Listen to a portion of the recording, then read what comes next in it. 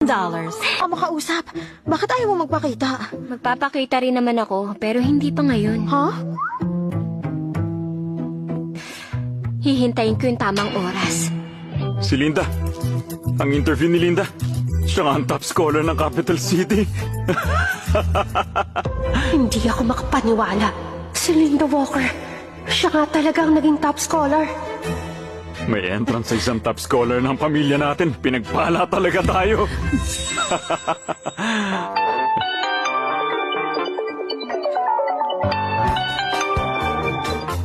Hello? Linda, congratulations ha.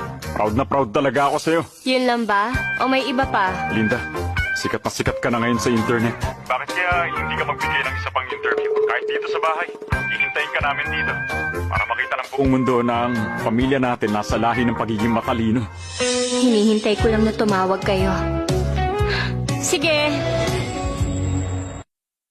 Sige, sasabihan ko na yung mga reporter para maganda. Papayag na ako sa interview, pero hindi sa bahay nyo. Dito dapat sa Brookshire. Linda, ano ba?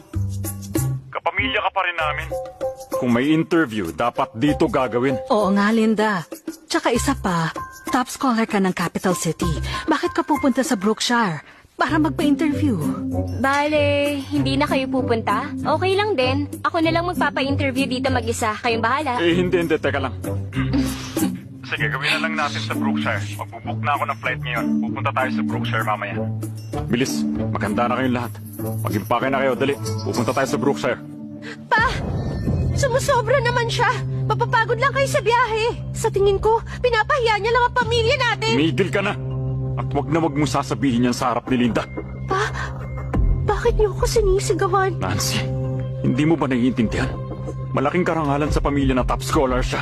Ano naman kung maabala tayo ng konti? Ngayon ka pa susumpungin? Wala ka talagang konsiderasyon? Ma, tingnan mo si Papa. Nancy, gusto lang sulitin ng papa mo ang pagkakataon para ipakilalang pamilya natin. Kung ano man yung problema mo, saka na natin pag-usapan. Sige na, mag-impake ka na. Hindi ako sasama. Kung ayaw mo, maiwan ka rito mag-isa.